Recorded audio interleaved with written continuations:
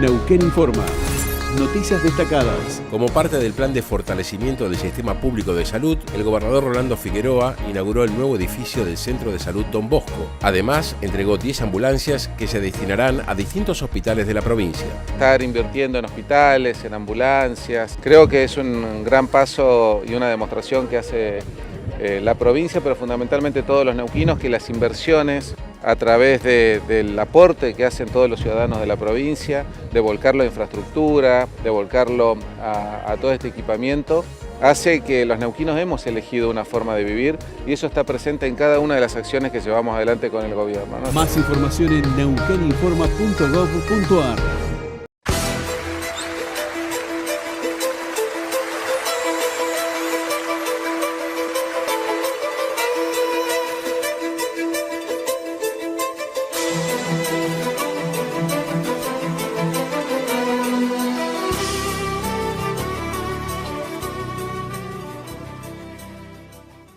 ¿Qué tal? ¿Cómo está? Bienvenido, buenas noches. Mire, vamos a estar charlando en esta edición de Panorama de dos temas. Vamos a hablar de política y vamos a hablar de economía. Vamos a hablar de escenario político, si se quiere, y vamos a hablar del escenario productivo de la región. Va a estar Mauro Becerra con nosotros en un ratito más, es especialista en comunicación política. Vamos a hablar de los desafíos que se le plantea a La Libertad Avanza afrontar ahora en este proceso electivo y también las perspectivas, las percepciones, no las perspectivas, las percepciones que tiene el electorado con vista a esta renovación parcial del Congreso que se dará el próximo domingo 26 de octubre. Y en segundos nada más, creo que ya está en el Zoom, vamos a charlar con Juan José Carvajales, que es especialista en temas hidrocarburos. ¿Por qué? Y porque recientemente YPF anunció un acercamiento, un acuerdo con el Ente Nacional de Hidrocarburos de Italia, probablemente la sumatoria de Shell también a ese acuerdo y un cuarto operador en cuestión de días. ¿Para qué? Y bueno, para potenciar aún más Vaca Muerta. Vamos a saludar a Juan José Carvajales, es director de la consultora Passepartout en Energía y Minería, ex subsecretario de Hidrocarburos en la Nación, y esto está relacionado con los anuncios recientes entre YPF y el Ente Nacional de Hidrocarburos, el ENI italiano, con un horizonte de inversión de algo así como 20.000 millones de dólares. Juan José, gracias por estos minutos. Al contrario, gracias a ustedes por llamar. Un saludo a toda la audiencia. Bueno, este acuerdo al que probablemente se sumaría Shell y un cuarto actor en cuestión de días o el mes próximo, por lo que dijo Marín recientemente. ¿Qué significa? ¿Esto lo podemos traducir, Juan José? En primer lugar, significa que estamos desarrollando los recursos gasíferos de Vaca Muerta, ¿sí? Ese es como el impulsor inicial de todo este proyecto. Ves que tenemos gas en Vaca Muerta, que sabemos cómo desarrollarlo, que excede las necesidades del mercado local. Entonces, toda la energía está puesta en desarrollar esos recursos para llegar a los mercados globales. Esto viene de la mano de que Vaca Muerta ya lleva más de 10 años, ¿no?, en actividad, que hoy tenemos una ley como la Ley de Bases que fomenta la exportación de estos excedentes. Tenemos el RIGI, donde proyectos de este calibre pueden ingresar para obtener exenciones fiscales y estabilidad de largo plazo. Permisos de exportación también por hasta 30 años que da la Secretaría de Energía. Entonces, en todo ese marco se está llevando adelante una serie de acuerdos internacionales para poder llegar a los mercados globales con ese gas que precisa previamente un proceso de transformación, ¿sí?, del gas en estado gaseoso que uno saca del yacimiento. Primero lo tiene que transportar, pongamos desde Neuquén hasta la costa del Atlántico en Río Negro, y lo tiene que procesar para licuarlo. Eso quiere decir que hay que comprimirlo unas 600 veces, pasarlo a estado líquido. Eso se hace en una fábrica, en una factoría que es flotante, es un buque que va a estar en la costa, una serie de buques, y después va a venir otro barco, lo va a cargar y se lo va a llevar a los mercados de Asia-Pacífico principalmente. Entonces, ese es como el primer aspecto que permite todo esto. El problema es que Argentina no tiene acceso a financiamiento, entonces tiene que buscar socios estratégicos con quienes llevar adelante grandes inversiones en todos esos activos que fuimos mencionando, en el desarrollo de los pozos, en la infraestructura y luego en el puerto y los buques de licuefacción. Para lograr que esto sea una realidad, varios productores argentinos están llevando adelante negociaciones. En algunos casos ya son concretas, están definidas, cerradas, como es el caso de la compañía nueva que se llama Southern Energy, que está compuesta principalmente por Pan American en Argentina y Golar, una empresa noruega, ¿sí? A la que después se han sumado otros productores como la propia YPF, Pampa Energía, Harbour Energy. Entre todos ellos ya han decidido invertir en traer 2 buques licuefactores que van a llegar en 2027 y 2028. Esos buques, uno existe y el otro se está adaptando en un astillero de China. Es decir, ya la primera fase de lo que se llama Argentina LNG o GNL argentino, esa primera fase con 2 buques que se va a exportar hasta 6 millones de toneladas anuales de GNL, eso ya está cerrado. La novedad, que era la noticia de estos días, que responde a la noticia de estos días, tiene que ver con la fase que le sigue, ¿no? La fase 2, que va a involucrar también otros 2 buques de mayor porte. De 6 millones de toneladas vamos a pasar ahora a otras 12 millones adicionales. Son 2 buques grandes que hay que construir, todavía no existen. Y esto se va a llevar adelante, como bien decís, a través de la alianza estratégica entre YPF y la empresa estatal, una la Argentina y otra empresa estatal de Italia, Eni. La novedad que se dio a conocer en estos días es que se firmó lo que se llama una decisión de inversión técnica. Esto quiere decir que se van a llevar adelante los estudios de diseño de lo que es el gasoducto nuevo, la planta de tratamiento de gas y la ubicación y el porte de estos buques licuefactores para luego presupuestar esas obras, tener un número final de lo que va a ser la inversión y ahí sí tomar la decisión final de inversión que está prevista para el segundo trimestre del año que viene, y que ahí es cuando uno dice, bueno, este es el hito por el cual ya no se puede volver atrás. Las partes ya van a tener que invertir, si no tienen penalidades. Y como bien mencionás, el presidente de YPF en este anuncio con Eni dijo que también se suma a ese proyecto Shell, ¿sí? Que es una de las majors internacionales, y tal vez un cuarto jugador cuyo nombre todavía no conocemos. Un par de preguntas. La primera, ¿esto incluye la construcción de un nuevo caño desde Vaca Muerta hasta la costa atlántica, entonces, por lo que me decís, Juan? Sí. Sí. Así como tuvimos hace unos años el gasoducto Néstor Kirchner, ¿no? Que todos conocimos como la primera gran inversión en transporte de gas después de muchos años, y hoy hay algunos otros proyectos también caminando y hay uno que está a punto de adjudicarse, ¿no? Para potenciar ese gasoducto. Estos proyectos de GNL requieren lo que se llama gasoducto dedicado, es decir, un ducto específico para este proyecto que luego va netamente a exportación, es decir, no va a quedar parte de ese gas en el mercado interno. La primera fase que dijimos que son 2 buques de Southern Energy van a requerir ya un primer gasoducto dedicado. Está previsto en la autorización que da el Ministerio de Economía que hay que construir ese ducto de casi 500 kilómetros. Y esta segunda etapa que lidera YPF también va a requerir un segundo gasoducto dedicado, que es parte de estos estudios técnicos que se van a hacer. La siguiente pregunta. Hablabas de digamos, de inversiones multimillonarias que necesitan, digamos, este acompañamiento de otros actores vinculados al circuito energético a nivel mundial, operadores mundiales en esto, porque digamos, los volúmenes de inversión son inaccesibles aún para YPF y no podría encontrarlos posiblemente en el mercado. Y hablabas de contratos a largo plazo, contratos o mediano plazo, 30 años, por ejemplo, ¿no?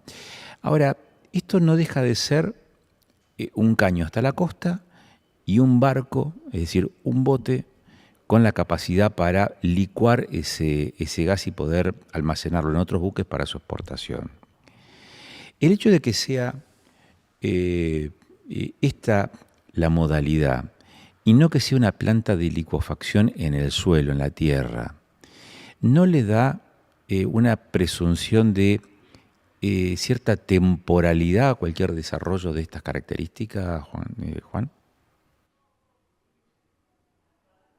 Efectivamente, digamos, si uno piensa que uno va a hundir una inversión con fierros, ¿no? Decimos, o sea, poner una planta en tierra, desarrollar todas las facilidades de superficie asociadas, etcétera, uno puede pensar el ejemplo de Estados Unidos, ¿no? Que tiene varios de estos trenes de licuefacción en tierra ahí en el Golfo. Bueno, es un proyecto diferente. Recordemos que era el modelo que tenía YPF hasta diciembre de 2023, hacer una planta en tierra en Bahía Blanca, ¿sí? Eso junto con la empresa de Malasia Petronas. Bueno, todo eso mudó a otro esquema de negocios. Primero cambió la locación al Golfo San Matías en Río Negro y luego de pasar de una planta en tierra a estas soluciones flotantes. Efectivamente, bueno, un buque flotante no deja de ser un buque que el día de mañana puede partir. Eso es innegable. La contracara de eso es que tiene cierta flexibilidad, que se construyen en otro lado. O sea, uno lo puede hacer en China, fast track, y bueno, y llega acá y ya empieza a operar. Y no hay que construir, traer todo aquí, o bueno, tratar de participar con nuestra capacidad tecnológico-industrial en aportes a esa planta, con lo cual es cierto lo que decís que sería un desarrollo menor para lo que es la infraestructura en Argentina, pero a la vez la contracara de eso es que sería más rápido, ¿no? Más flexible, y la tendencia global va en ese sentido, ¿no?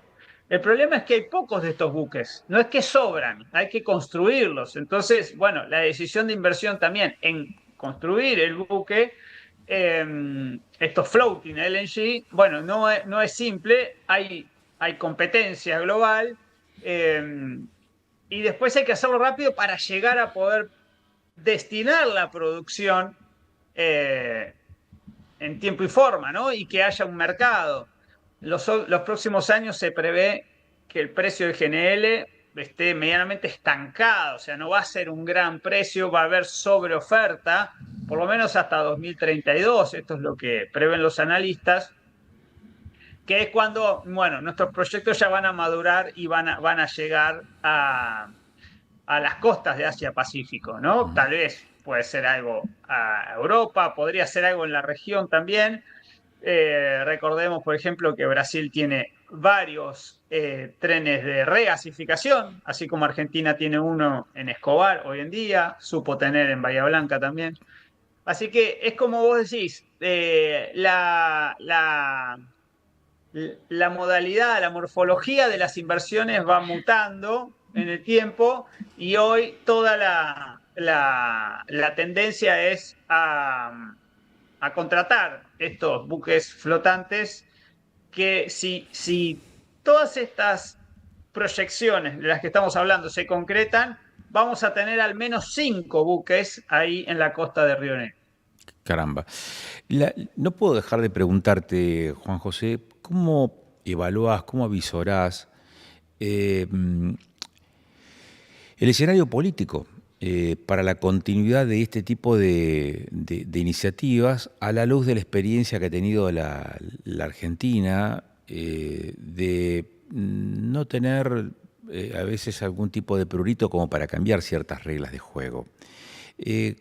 ¿Cuáles son a tu criterio los riesgos de este momento de definiciones electorales para la concreción de desarrollos de esta envergadura, de desarrollos de proyectos económicos de esta envergadura?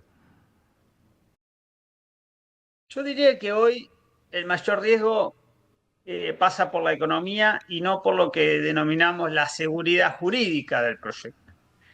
Y esto último lo afirmo dado que hoy contamos con una ley de bases que fomenta la exportación de largo plazo, que establece un rol para el Estado de garante del mercado interno, pero cuya premisa principal es monetizar los recursos, las reservas de vaca muerta, y que ya se está convirtiendo en una realidad porque la Secretaría de Energía autorizó los dos primeros buques de los que estamos hablando, de Southern Energy, a exportar por hasta 30 años. Es cierto que estas autorizaciones deben ser revisadas cada 5 años, ¿no? Y ahí la compañía, si hace todo bien, puede presentar sus estudios de inversión, de reservas, los contratos de exportación, el abastecimiento del mercado interno. Si todo eso está ok, bueno, la exportación puede seguir sin problema. Pero al mismo tiempo tenemos el RIGI, ¿sí? Como gran programa de fomento a las inversiones en infraestructura, que hoy tiene su epicentro, ¿no? En el oil and gas, en Vaca Muerta, en el sector hidrocarburífero, también algo en minería, en siderúrgica, pero sobre todo en el desarrollo de petróleo y gas.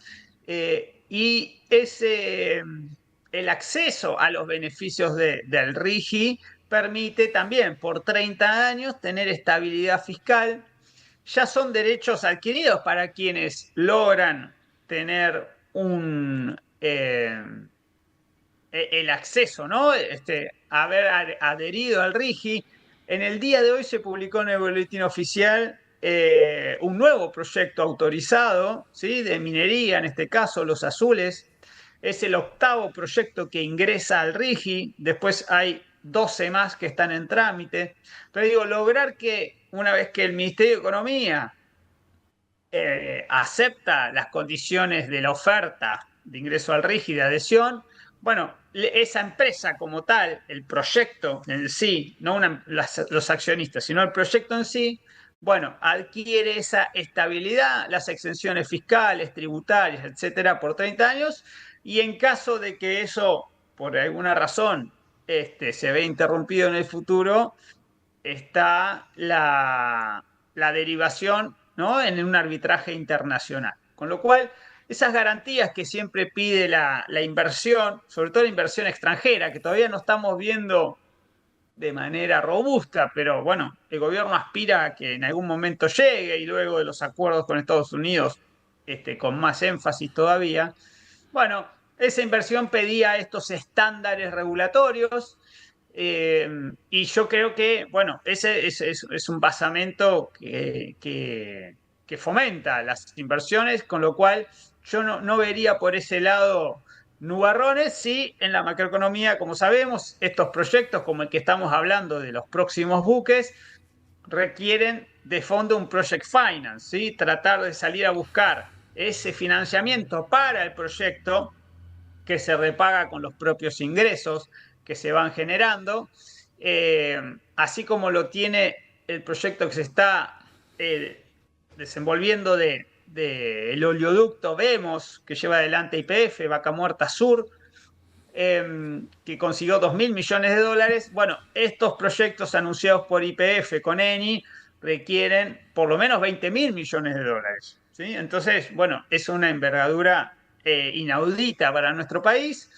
Eso implica acceder a los mercados globales de crédito a tasas que sean razonables para nuestro país, de ahí la inquietud por el nivel de riesgo país.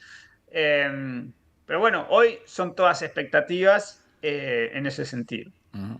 ¿Cuál es desde tu perspectiva, Juan José, el paso a posteriori, no mañana ni pasado, quizás con un poquito más de elasticidad en los tiempos, que va a permitir a una región productora de hidrocarburos, generadora de energía, empezar a inyectar esa producción en el mercado con un volumen todavía mayor de valor agregado.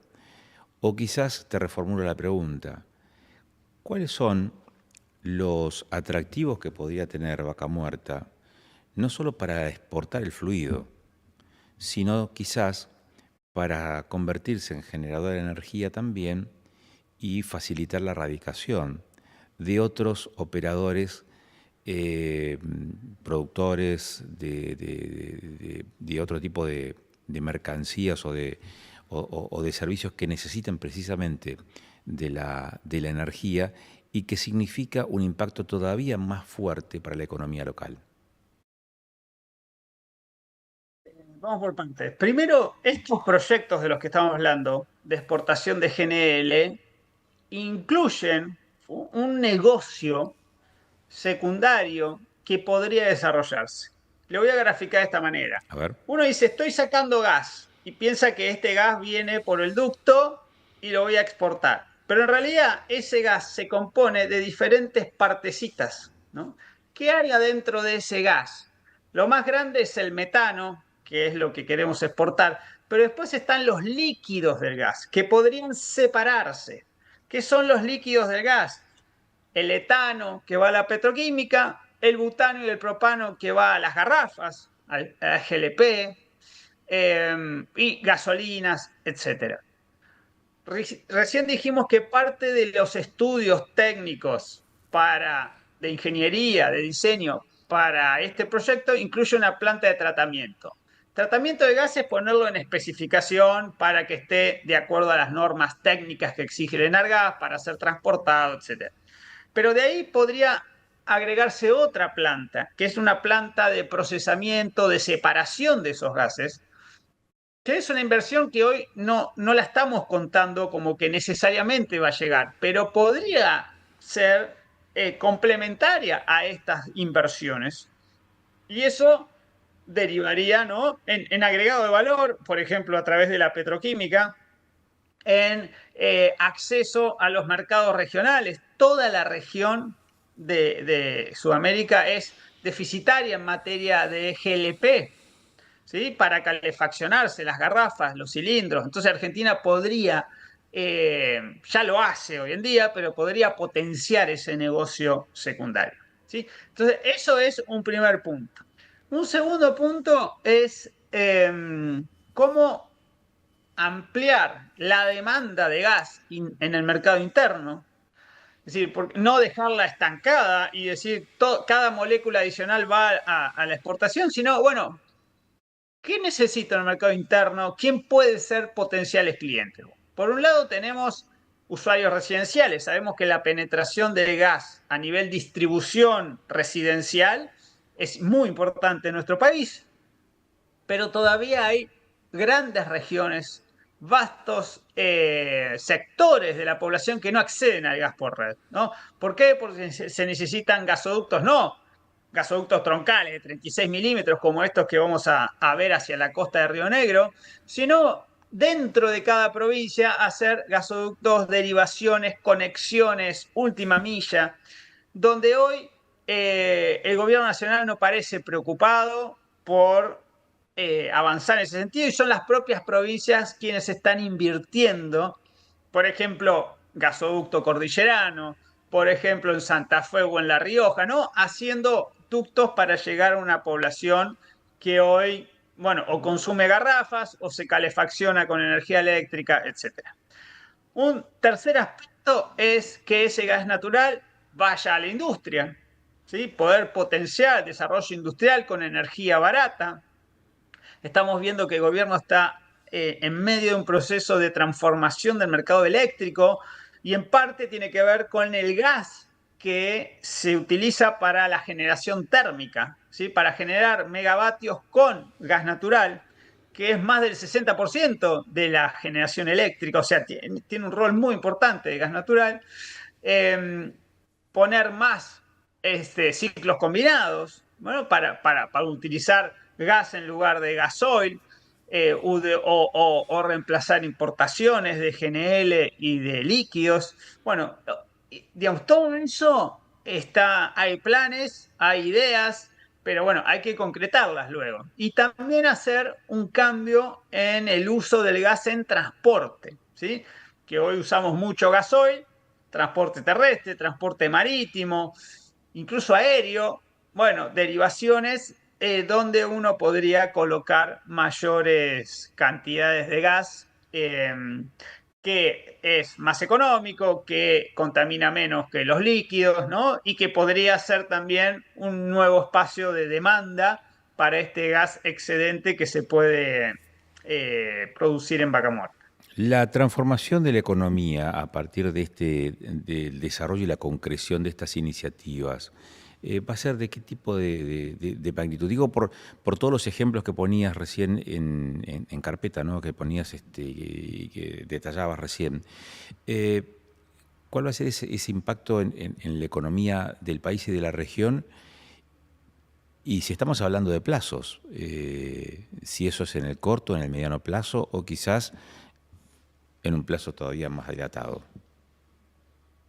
Bien, pero me olvidé de la petroquímica, que es muy importante, o sea, dedicar parte de ese gas, hablábamos de etano hoy, en producir propilenos y otros derivados para la industria farmacéutica, para la industria del plástico, bueno, un montón de usos para la urea, eh, por ejemplo, exportarle a Brasil, ¿no? Pero ahí no estamos viendo proyectos concretos que requieren una gran inversión y que sería, como bien decíamos, agregarle valor al gas para no vender la molécula, sino este valor agregado. Ahora, los plazos, ¿sí? A veces como argentinos nos invade la ansiedad, queremos que los proyectos maduren rápido, ver los efectos en el cortísimo plazo, ¿sí? El ingreso de divisas mañana. Bueno, eso lo podemos conseguir yendo al Tesoro de Estados Unidos, pero no con estos grandes proyectos de infraestructura, ¿sí? Que maduran lentamente, que hay que juntar muchas partecitas, temas técnicos, económicos, financieros, legales. Bueno, es complejo, ciertamente complejo, y cuando uno hace estos acuerdos con socios estratégicos, vamos viendo que se van realizando, se van llevando adelante pasos, ¿no? Son fases. Bueno, uno firma un MOU, un memorando de entendimiento. Bueno, decir, bueno, vamos a colaborar, después vamos a hacer estudios, después vamos a alargar las licitaciones y después vamos a invertir. Bueno, todo eso lleva un tiempo, son a nivel global, son grandes inversiones que se planifican. En Argentina hemos perdido la capacidad de hacer planificación estratégica. Al menos el Estado Nacional ha renunciado a tener estudios sólidos de mediano y largo plazo, ¿sí? Hoy lo estamos viendo, por ejemplo, que lo hacen las provincias per se, a través del CFI, como pueden, ¿sí? O las compañías, o sea, que sea una YPF quien solita diga, bueno, voy a hacer esto de acá a unos años, pero no está inmerso en una hoja de ruta a nivel país de cómo nos tenemos que desarrollar. Ahora, estamos avanzando y ojalá Argentina pueda constituirse en un proveedor chico, ¿sí? Mediano chico, pero bueno, confiable de GNL en el mundo. Eso va a ser una novedad. Argentina ya exporta crudo, somos marginales en cuanto a proveedores, pero GNL sería entrar en otra liga, ¿sí? Exportar, podríamos llegar a 18 millones de toneladas por año. Bueno, eso ya empezamos a aparecer en el mapa, no vamos a mover el amperímetro, pero no solo sería ingreso de divisas, las cifras que se mencionan, bueno, 20.000, 30.000, 40.000 millones de dólares, uno puede escuchar anuales, friolera, ¿no? que se enuncian,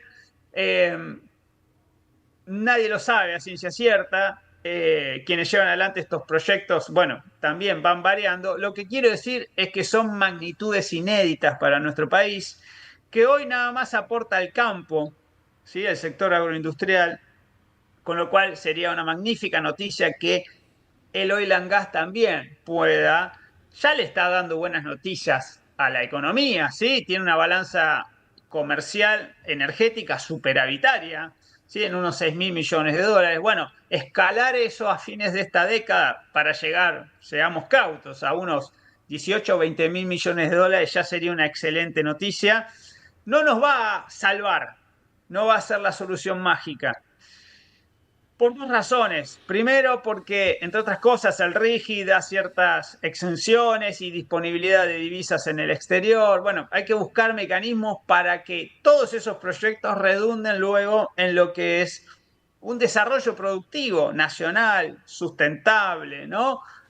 Ambientalmente amigable. Todo eso hay que ponerlo en acto después. No va a ser automático, inmediato, y no lo va a hacer una empresa atomizada, ni siquiera la empresa líder como es YPF. O sea, eso hay que enmarcarlo en un proyecto país y hay que llevar adelante políticas públicas, ¿sí? Aunque eso hoy sea un léxico que esté fuera de la fisonomía de este gobierno. Ahora, el segundo requisito es interno, porque estamos diciendo, todo, lo primero que yo te contesté hoy, todo esto está apalancado en el desarrollo de Vaca Muerta. Y Vaca Muerta es una cuenca del país, ¿sí? Es una formación geológica que está en una cuenca, Neuquén, mayormente, que requiere otras inversiones, que no son estas grandes, inmensas para exportación. Son inversiones en rutas, en líneas eléctricas, en caminos, en trenes, en capacitación de personal, en formación de recursos humanos, y después en todos los servicios asociados de educación, de salud, logística. Eso también hay que ponerlo dentro de la paleta de inversiones que no van a entrar al RIGI porque no les da por sí mismo el nivel, pero que son igualmente necesarias, que las provincias están reclamando a la nación, ¿sí? Por ejemplo, a través de vialidad, obra pública, que el Estado Nacional decidió no hacer, ahora tal vez esté revisando esa decisión. Nos falta conexión eléctrica para que esas inversiones también, igual que las de la minería, ¿no?, puedan madurar. Entonces, hay requisitos internos que también tenemos que transitar para que esos grandes proyectos, como decíamos, en el mediano plazo puedan ser una realidad. Juan José, te agradezco infinitamente estos minutos que nos has dado de tu tiempo, precioso y, por cierto, muy rica la charla. Así que agradecido nuevamente y que termines bien el día. Muchísimas gracias. Gracias a ustedes y un saludo a toda la audiencia, quedo a disposición. Bueno, Juan José Carvajales es director de la consultora Passepartout en energía y minería y ex subsecretario de hidrocarburos de la Nación. Con él charlamos de este escenario productivo de energía, de generación de energía que tiene la región a partir de este tipo de anuncios. Vamos a cumplir con compromisos comerciales y cuando volvamos a encontrarnos en algunos minutitos nada más, vamos a hablar del escenario político a días de las elecciones de octubre.